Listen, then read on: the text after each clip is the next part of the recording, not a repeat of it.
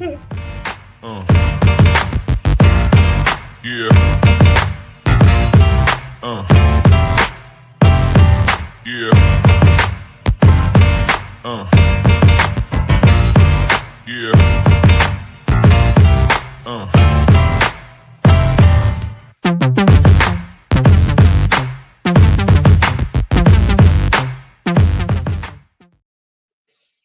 Yep, what's going on, everyone? Welcome to this week's episode of River City 93.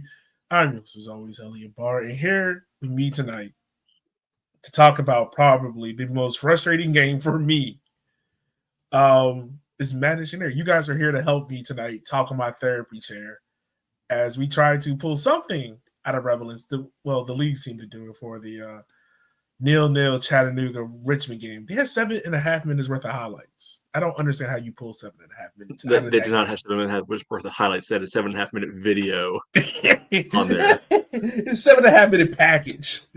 Yes. Also, if you're really excited to listen to people talk about soccer, go listen to the Vinecast because there's no soccer to be talked about in this episode because soccer did not happen in Chattanooga this weekend. Something resembling a game where people kick a ball with their feet happened, but that wasn't soccer. Yeah. And folks, for that lovely voice you just heard, that is Mr. Matt Myers, who just plugged our other show, the podcast, who's talking about a 3-0 win over Virginia Beach United. I just want to say this real quick. That Ivy team, it might be early. They might go undefeated. That front three is good. That's a good team. We will see. Hope so. I want to be happy this year. All right. But last but not least, let me introduce my other co-host as we'll give him a special introduction because, folks, I need you to hear this. You won't see it, but you can hear it. It's Mr. Chenier. How are you doing, sir? I'm doing great. Doing great. Look at that, folks. We have clear audio. If you don't understand how we got clear audio, make sure you go to ko-fi.com/RiverCity93 or RiverCity93.com. You can donate to. As you can tell, the donations has helped get Chenier clear audio. Thank you, Banana, for that, my good man. You are awesome. But I was going to say, get an American Pope and already an American miracle takes place. Right. I'm not going to lie. When they announced the Pope, one, I was dying laughing because he's American. Two, this man angry tweets at JD Vance, which I find absolutely hilarious. He has 5 tweets. 3 of them are about JD Vance and how he's an idiot. And then the third thing is this man is a Chicago White Sox fan. And that made me think. He also with the Villanova Chenier. You're neck of the woods. This also had me think. So that means he's a Big East basketball fan. And that means either he is a Philadelphia Eagles fan or he is a Chicago Bears fan. Either way, this man is unhinged. And now he is the spoken voice of God. That is hilarious. Have you seen the remixes where he's coming out to the 90s Bulls entrance music and everything could have been there? I mean, they found video of him at the Sox World Series. He did. Oh my goodness. Yeah, bro. Have you seen the photos? No, I have not seen the photos. Go look him up, man. He is there. And that man looks stressed. He looks stressed. So that's hilarious. That is absolutely hilarious. Yeah. Also, shout out to Notre Dame. You got a future Pope growing up in Chicago, and you dropped the ball in that recruitment. Oh, big time. Hey, you're not the Catholic school anymore. Hey, that was under Brian Kelly's watch. Just like everywhere he goes, he always drops the ball. Ooh. Always happens. But yeah, man. So I mean, that's some of the funny stuff. Real quick before we get started and everything, I feel like we should probably talk about this now. Kind of get this out the way. If you've been paying attention to the news, you probably heard about FTC new rule on ticket fees going into effect today. So pretty much now, all tickets must show the all price up front. We got this email from Camp Perry, who is the COO of the Richmond Kickers. Shout out to Camp. So for Kicker fans, pretty much this is how it's going to look more expensive, but they're not. Pretty much the breakdown is this: 50% flat free plus $2 order free from SeatGeek. The club absorbs 15.5% in taxes and fees. The reason why this matters long term, when it gets to set the pricing. We've all probably been to concerts where it says it's $30, and then you go look, and you try to pay for everything, and it jumps up to $70 because of fees and all this other bull crap. So like transparency and trust. So like ticket prices do not change; they just look more expensive. That's the way I to put it. And if you have any questions, hit up Cam. Guys, what y'all what's your thoughts on this? Is this a good thing for the club? Because I mean, we're talking about $18 tickets to go to games. I don't know how this affects season ticket member holders, but do you see this as a barrier or something that is good long term? Kind of putting like, hey, this is the overall price you're going to see going forward. Yes, yeah, okay. Because sticker shock's a real thing, right? Yeah, people see like, oh wait, this is the price of something now. I liked it better when it was cheaper, and don't read the fine print sometimes. Mm-hmm. Right? Like we've all experienced that ourselves. We've all seen it happen, to other people. It's the whole concept of the sticker shock element. Long term, assuming people play by the rules, it's a good thing because hidden fees are literally the worst thing. It's not literally the worst thing in the world, but it's not fun. It's not enjoyable. So transparency can only be good, assuming they don't find a way to, second level hide things moving forward, which I'm not going to rule out. Definitely not. Wouldn't put it past them. So So I mean, I think there was a list that went out maybe at the start of the year, like how expensive everyone USL Liga One club ticket was, and Richmond was, I think, in the middle of that. It just had me think, like, going back to the days of when the club tried to charge for parking, and everyone was just like, no, kind of low-key bookie and that, which is funny. Other thing we need to talk about is the Kickers have made a new signing, not a flashy one, youth signing. He signed Jonathan Gomez, signed an academy contract. I believe he is 20 years old, but regardless of that, he formerly played at Orange County Soccer Club, making 2 USL Championship appearances. Unfortunately, had a knee injury, but he has some depth and promise to the squad in the midfield spot as well. So I don't really know what to expect. I mean, I think he made the traveling trip because I remember seeing him in the photos. I don't know if he was part of the 18 or not, but yeah, I mean, he was. So he's okay. According to Transfermarkt, he's 19. 19, okay. So So defensive midfielder, so a little more depth in there can't be a bad thing because little light, at the moment. We'll see what he's got. I mean, Orange County's had a decent record of bringing guys along and moving them along. Usually, it's to lower level European clubs. But hey, maybe he's the next guy. And this hopefully could be the first domino what Darren's talked about if they want to be able to bring in young guys from around the country to be able to help propel them forward in their careers. So I'm excited to see how it plays out. It surprises me a little bit that he comes across the country just to sign an academy contract. That's the part that kind of caught me off guard, because normally if you're coming across the country, because academy contract to me pretty much is like, I don't even think you're getting paid. I do know this. He is staying with Jess, who does photography. Yeah. But as far as like pay, like he's not getting anything. So I'm just shocked to see that it was an academy contract and not like maybe like, like a 1-year signing, or I don't know the legalities around it. Maybe he is just truly a youth player, but to sign him to the first team instead. I don't know. Shanair, what's your thoughts on it, man? I mean, like you said, it's just one of those situations you look at it like that all that travel for an academy contract, and I being close to Richmond United when I was coaching kickers and strikers in the Richmond area. I don't know how valuable that would be to come all the way across the country for that. If this is a promise of, first team in very soon, then okay. Then all right, it's a good move to secure a spot, get yourself embedded in without the pressure of first team performance, maybe that would work, but I don't know. I don't know if that's financially, it probably isn't, but in the long run, it could be a good choice to make. It could be a smart move, but we'll see, I guess. Yeah. Only time will tell. Yeah. So the other thing to this is that the last player I remember we signed to an academy contract that wasn't part of the Richmond Kickers youth system was Octavio. What's his name? Last name starts with a Z. Zerbini or Zabrini or something like that. Yeah. Yeah. So hopefully he fares a little bit better. After we actually see him on the field. I mean, he got further than Octavio actually making 18.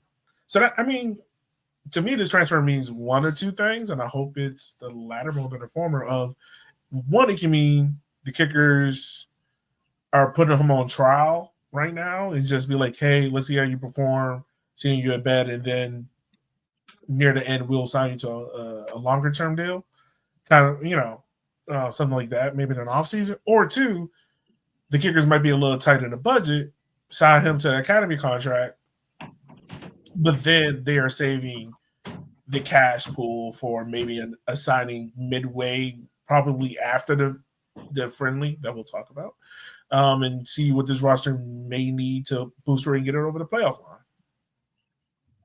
Yeah, it might be a little B of, hey, come on in, you perform well, we'll move you over to a pro contract in July or something like that. I don't know. Yeah. So new signing there. It's just funny because the kick, like everyone else is signing like this former Nigeria international or this guy that played over in Kosovo, and the Kickers are like, here's another youth product. We got our Balkan guy last year. This is going to start with the Balkan to USL League One pipeline is strong. It's there. So that's enough time wasted from us. We're going to go ahead and talk about this 0-0 game between Chattanooga and Richmond. It's not much to talk about outside the fact, A, Chattanooga sucks. Two, Chattanooga field sucks. 3, Chattanooga knew what they were purposely doing, not squeezing in that field. And the bitter part of me wanted this game to be postponed. Like when that lightning storm started, I just wanted it to be postponed. Like just replay it tomorrow. No. Don't need to stay in Chattanooga any longer than necessary. It was so terribly obvious, early on that the game was just going to be 0-0. It was so bad. It was bad. And I'm not gonna lie, like, have you guys ever watched like an old school English game, like maybe like mid-90s or something, or just seen like highlights of it? Yeah. Hey, hurtful. Not because I was watching those live. Oh. Yeah. But like that's the feel they had of it. Like it was like, get the ball, hoof it. Can't make a 5-yard pass because it gets stuck in the mud. Get the ball, hoof it. Oh, slide tackle. It reminded me of like you go and play a Memorial Day tournament and be rainy and you just get all of those kind of fields. Just absolute, pigsties, and you got to figure out where the dead spots are, what the good areas are to go through, and it was always for me when I was coaching Kickers and even in Powhatan, it was the Columbus Day tournament. Every single year it would be pouring for the whole weekend, and you'd get those games, and there was some that would just be abandoned because the kids would kick the ball and the ball would stop like 3 yards away and literally just stop in a splashing puddle, and it's like we've got nothing here. This is my thing. If the ref sees that, isn't he supposed to technically stop the game? I mean, on the professional level, I don't think. This is. I feel like I should ask Ted this, but I really feel as if like I've seen this before, like where they stop the game because the field is just waterlogged. Yeah, I mean, they have, but nobody's interested in having to replay that. Like the refs don't want to have to go back later on. The teams aren't going to want to have to come back another day to play. Like everybody's got a vested interest in getting that game done. Yeah, I mean, this is the crazy part about it. The Kickers and Red Wolves combined had under 260 combined passes. In the second half alone, the Kickers had 24 accurate passes, Chattanooga had 54. Like, it was bad. It was bad. There were 3 total. I mean, my fault. Yeah, no, 4 total shots on target. 4 of them from outside the box. Yeah, that's probably being generous with what you consider a shot on target. Right. I think. Right. It was bad. And this field did not help out the Kickers all because the Kickers want to play quick. What stops you from playing quick? A field that is a half an inch underwater. And who does that benefit? Chattanooga, who loves nothing more than sitting in a deep, deep, deep, deep block and just be like, cool. If you can't tell, I'm annoyed. Yeah. I think you can sum up the game pretty well. And we tried to chip the keeper again. He did. Oh, didn't work this time. No, and I really this is before it even rained, so I felt like that was the last real attempt we had. Yeah. Well, no, he had a pretty close one early in the second half. Yeah, he had a nice turn right before halftime, and fired a low shot in that was decent. Yeah.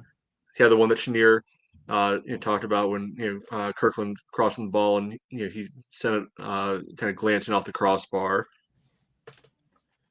Yeah, and then Hayden had a shot like at the very last minute that not much happened there. Yeah, no. That whole sequence when we had the ball in the corner, it just felt like we could. You just really couldn't. We had like 5 corner kicks in a row. Yeah. We actually did get the ball in the back of the net, but we got called offside for it. Yeah. Which I didn't even. The highlights don't even show that chance. They show a foul by Simon and nothing else, but they don't show the ball actually being in the back of the net. Yeah, they show some random crosses going out of bounds for no good reason. For no good reason. And that's the crazy thing. There were some moments, even though they were not goal dangerous related, there were some moments in the game that maybe could have made the highlights. And of course, I know there is a certain level of I guess, for lack of a better term, decency that they want to create with some of these highlights. But there was definitely a moment in the first half where one of the Chattanooga players completely wiped out his own center mid. Like, shoulder straight to the face. The guy got helicoptered. Like, they had to stop the game. This was shortly before the rain started really picking up again. I think a ball was played through the middle and a defender's sprinting back to get back into position. The center mid turns around and just catches the guy's shoulder right in his face. So that should have been a sign that this is going to be a sloppy one. I would love, tomorrow you get to hear Darren's thoughts on this game. By the way, we got an episode of Final Whistle tomorrow with Coach Darren Sawasik. So if you have any questions, make sure to send them to us, or you can email us at 93rivercity.com. At gmail.com. To put in .com. That's not a real site. But yeah, I think we should ask him. I think we should ask him about that one. Oh yeah, 100%. It literally it happened right in front of him. Like, if you see that when they showed the replay of it, he was right there in the background. Do you think Darren went ooh? I went ooh. Because when I first saw it, I was like, what happened to the guy? It looks like he just got shot, and none of our players were near him, and the rest stopped the game. But then when they showed the replay, I was like, oh, he just got knocked out by dude's shoulder. Okay. Yeah, that needed to be stopped.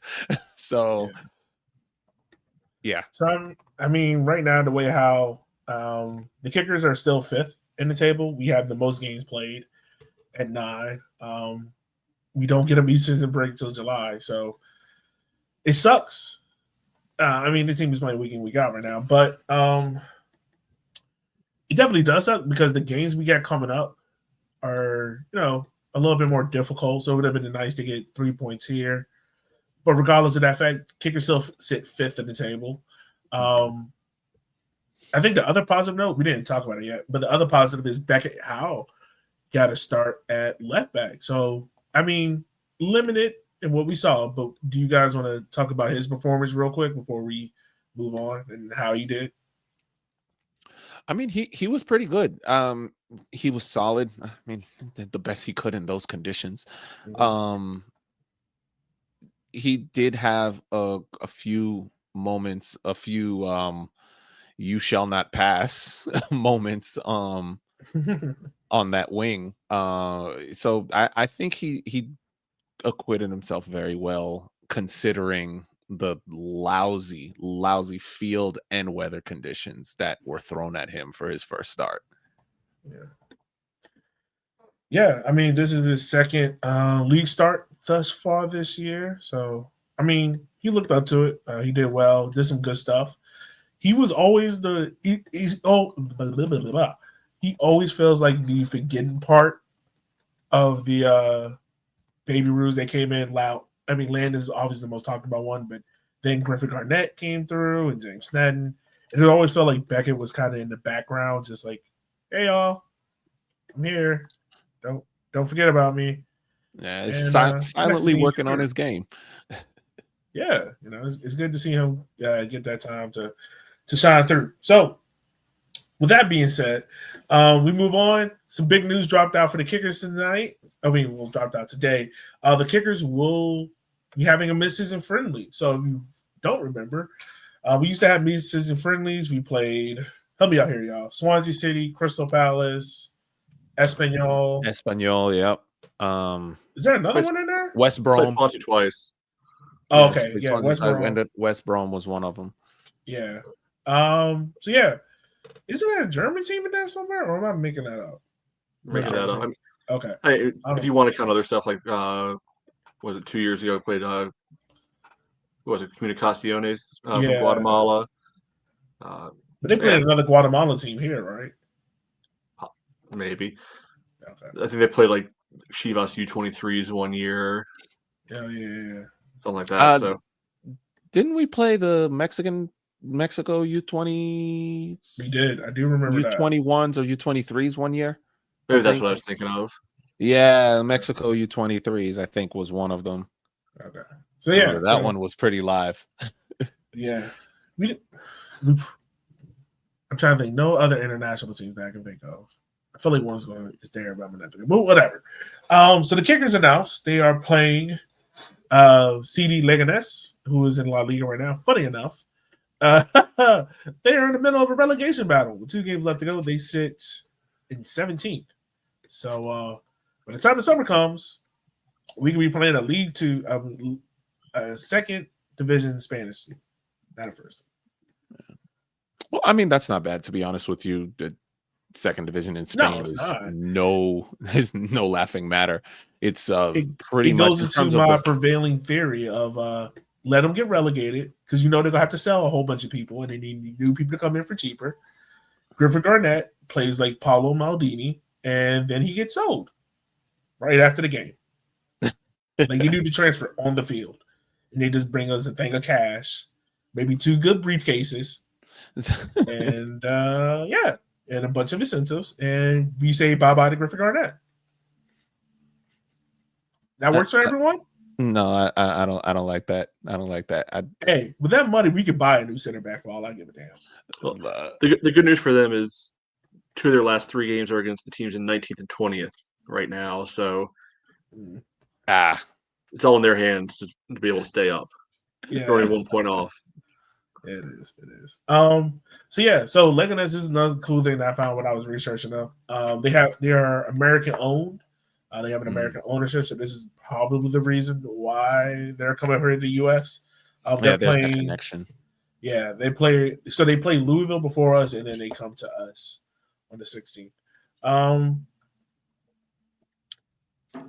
mean, any other thoughts on this? Like, what did it say about Richmond trying to? I think it'd be cool because I remember the last time we had a Spanish team here in La Liga. I mean, here in America, we had Espanol. And there was a huge contingent of people that came up in that one. Swansea as well. I remember that. Yeah, it'll be interesting. So it's something different, which is fun. Yeah. Yeah, right. As long as nobody gets hurt, that's all I really care about out of a game like Yeah. this. But yeah, it could be a good way to be able to mix it up, build some interest. Obviously, this is not a massive brand name, team. But we have the 5th Spanish team in Madrid. Is that where they're located? They're in Madrid? Yeah. So they're the smallest club in Madrid that plays in La Liga. So, of course, Real Madrid. We weren't getting them. We couldn't get Atleti. They get Rayo. Couldn't get Rayo or Getafe. And they were like, who fits in within this budget? Right. And I figured it's not going to be a brand name team. Like I know some folks were getting excited about, we get like a Premier League team or Wrexham or something. It's like, nah, we don't have the money to pay for them to come play us. Yeah, no. Nah. It would have been cool to see like if we would have gone on brand. So let's have a little fun with this. If you can have your pick of any lower league, low in the table, English, Spanish, and I'll throw Germany in there. Mm-hmm. Who are you picking? So like maybe 2 spots above relegation and then in the relegation spots right now. Who are you picking? That's a good question. So England, Spain, and Germany. Yeah. So hold on. I'll tell you the teams in England. You should already know 2 of them. Manchester United. Let's go. Bring them on over. They're not coming to Richmond. And then you have. They're 1 game away from the Champions League.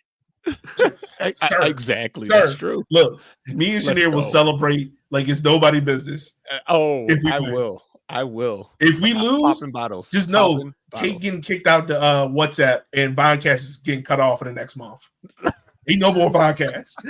If we lose on Wednesday, them's the rules. Honestly, we'd have a better chance of getting Tottenham than Manchester United in terms of star power, like name notoriety power in terms of, Right. But these are the other 3. So, of course, Ipswich, Leicester, and Southampton. I mean, obviously, you pick Leicester out of that group because they have the cachet from winning the title. Yeah. Realistic? Yeah, probably. I can see Ipswich. Well, they're the most realistic out of the group because they're not really a Premier League like caliber yet. No, in terms of popularity. Yeah, true. The bottom 5 in Germany: St. Pauli, Hoffenheim, FC Heidenheim, Holstenkiel, and Bochum. Obviously, St. Pauli's the big name out of that group, and they've got St. Pauli and Hoffenheim. I think would be the 2 most. Well, St. Pauli's got like a big cult following, with them, so that's the easy choice there. Italy, the obvious choice. Italy's the bottom choice. Oh, sure. I can see Holstenkiel just because of what's his name for the Red Bulls, John Tolkien. Like I can see them trying to like. Anybody cares about that? No, but I can see that. It'd be like, oh hey, we got an American coming back. Let's try to get some people here. All right, and then the bottom 5 in La Liga: Sevilla, Deportivo Alaves.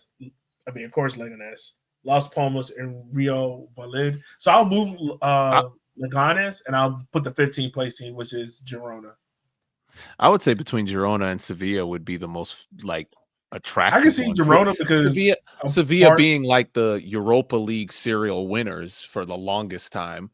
Yeah, but I can see Girona just because of the Man City connection. Exactly, the Man City connection. Yeah, they'll be like, oh, we'll come over here. We'll play against New York City. We'll play against this team here in Richmond, and then we'll play like. I don't know. Miami, go play against Messi. No, probably like Tampa Bay or something. Yeah, I don't think they want to see Messi anymore. Yeah.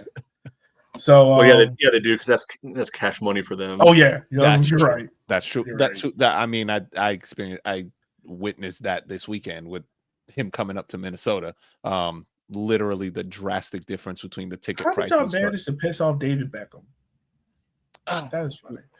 Well, I mean, by playing better than Miami. Well, having some good trolls working the social media account too. It was strong work. Got to give it to the Minnesota. I was like, you are dedicated to craft, man. I love that for you. Like Pink Phony Club. I mean, that top work. Chef's kiss. Oh, did you guys see the tifo from Minnesota United? No, I didn't. Go look at the tifo from Minnesota United. He did to Inter Miami, and it's like, oh, y'all can't prepare with this. Well, y'all go look that up. So let's talk about the games we got coming up for the Richmond Kickers, our lovely Kickers. So, if you look at the next 4 games, we're on the road against Spokane Velocity on a Sunday, Sunday Night Football. Then we got the 2:00 window against Westchester on a Sunday. And then May 31st, we have North Carolina FC. And then on June 7th, we have Texoma FC, who are currently dead last in USL League 1. Starting off with the Spokane game, this is Neil Vignon's return, who still cannot crack the starting 11 for We're playing in Spokane. Oh, we're playing in Spokane. My fault. I'll save that line for when he actually does return back to Richmond. But we'll go visit him. And also Jalen Crisler, who I don't think also isn't playing much, I don't think. Yeah. So I don't know if Spokane is just like hoarding talent for the sake of hoarding talent. But yeah, I mean, they're the number one. I mean, they're the top team on the table right now. They are a winning streak of I think 5 or 4 games in a row. So, and we haven't had the best of luck out there in Spokane. How do you guys think this game is going to go with up against the Velocity? Do we have a chance given the way how we play? And the game's on a Sunday, so they get an extra day of rest. Go ahead. Yeah, no, you can go ahead, Matt. I think this team's always going to have a chance just because of normal circumstances, how they can find goals and be able to produce them. Mm-hmm. Granted, there's the flip side of that in normal circumstances, too. But we haven't seen anything so far this year to suggest that this team is going to, just get outclassed at any stage, right? So I think it's going to be a very clear test. Going on the road, good opposition. That's where this team has struggled so far. Lost Charlotte, lost Naples. So being able to hopefully get over that hump a little bit, would be nice. That being said, looking at Spokane's recent run outside of the Open Cup, or I guess it's Jaeger Cup game that they had, it's not really against teams where I respect too much. Like Texoma, good for you, you beat them. Alta, whatever. Westchester, okay, I rather shouldn't trash them after we drew with them, but oh well. And then my favorite team, they beat this last weekend. Tormenta. Yeah. Only scored 1 goal on Tormenta. Yeah, it was a pen that won that game. That was the most boring game. This game just became kind of boring. But so they got a lot of good players, but I don't think they're some kind of like impenetrable juggernaut by any means. But going out there playing on their turf again, and I think there's injury questions with the Kickers team right now about coming around with availability. So who we're going to be rolling out there? Yeah. So I mean, it's going to be interesting to see how Darren lines up. I think, me personally, I think the Kickers just stick with the same formula. Kind of sit maybe a little bit deeper. Don't try to have such a high line, given the rate of which Spokane can score at. But be aggressive. Create turnovers. In the article that I wrote this past weekend, talked about those turnovers that we've created, like 2.1 a game, and how we use those to create opportunities for ourselves because there's no real creator. The system is the creator. So a lot of it says the same system, do the same thing here. Matter of fact, this is a good point to have this conversation. What about the center back pairing? Because we've seen Darren more or less, he has his main 3, right? Guy, Clyde and Griffin Garnett. As I can tell right now, it seems like both Clyde and Griffin have some kind of knock. Like they can be part of the 18, but they maybe not 90 minutes worthy. Do you think there's anything within Darren just to be like, hey, let's move Dak down to center back? I mean, he did it this past week, but you didn't really see it work out where you move Dak down to center back and then you have James Vaughn as the CDM. Do you think that can work well against Spokane? I mean, it might have to, right? Yeah. Yeah, exactly. It might have to. I mean, for me, I'm hoping that it doesn't. I hope, to be honest with you, I hope Griffin gets back healthy quick, because I would want to see him playing against Spokane over any of the other guys, because Dak. Hey, that's where you got to start at, and we were all shocked. Yeah. As much as Dak was a fantastic center back, he's been rock solid as a CDM, and the CDM position is just as important as the center back pairing, because he's the protection in front of that center back pairing. So moving him out of that position to put someone who's not as familiar with playing there week in, week out could disrupt whoever you put on the back line. So I think I'm just fingers crossed, hoping Griffin could be back healthy and ready to go, raring to go against Spokane. Again, it's like you said, we have an extra day. Hopefully they can rest them up, get them ready. But of course, we all know the Kickers are very hush-hush about the nature of their players' injuries, which I still don't understand why, because it kind of makes your fans, I would say, more nerve-wracked whenever there's a player that's injured, because it's like, I don't know if that player is going to be ready in 2 weeks. I don't know if that player is going to need 5 weeks, because you're not telling us what's wrong with them. An injured player is an injured player. I mean, I don't think there's any secret with regards to what the injury is. So hopefully we can get Griffin back. It'd be nice to know what's going on and how close to 90 or at least starting form he is. But fingers crossed. Yeah. So we'll see. We'll definitely see. I mean, this team will be well rested. I mean, Darren only made 2 subs. He put in Hayden and Bulldog, so it's not like we'll have the tired legs or anything. The crappy thing about this game is, and I mean, we get a full week in between games, is that you go from one side of the country to the other side of the country. So, but yeah, I mean, outside that, I mean, I think, if I'm not mistaken, I think this is our longest road trip of the season. So 3 games away from City Stadium, and then after that is like 2 games away, and then you come home, and a game away, and you come home, and whatnot. So hopefully get out the other end of this road trip, and then we return home against North Carolina and Texoma.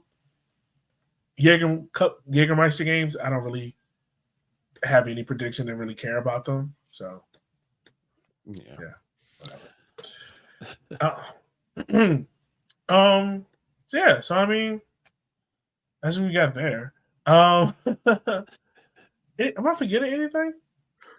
No, just one of those weeks. Like, there's a game where it gave us about 4 minutes of stuff to talk about, and we've padded out about 40 at this point. So. We did. Oh man, this is going to be short. I'm pretty sure some listeners there are going to love this anyway. So yeah, I mean, hey, we try to cover everything for you. Our friends over in the Vinecast probably have an hour plus, to listen to. So yeah, we're really helping them out. Pretty much. Go help them out. Go follow them. You can do this on the same feed. Go to YouTube. There's a whole tab dedicated to Vinecast on the website. There's a whole tab dedicated to Vinecast, so make sure you go check them out.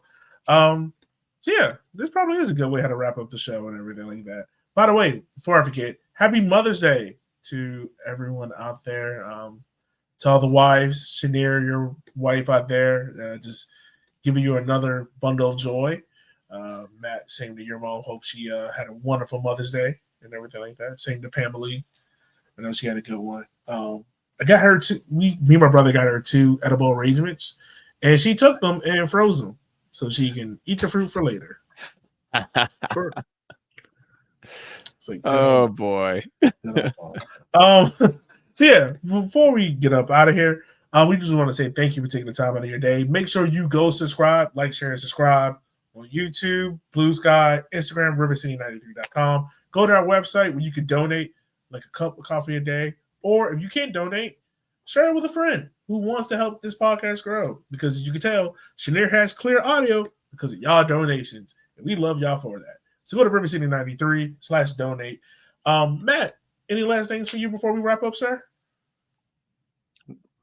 No, it's hope we get a watchable game this week. Same here. Chenier, any last things for you with this beautiful audio? Oh yeah, with regards to that, again, another shout out to Banana for donating this mic. It works great, loving it, and again, thank you. Banana. Yeah. All right, y'all. Well, with that being said, we will holler at you guys next week where we will hopefully be talking about a playable game and if Richmond Kickers win as that goes. So with that being said, as always, be safe and be easy. We will holler at you guys next time.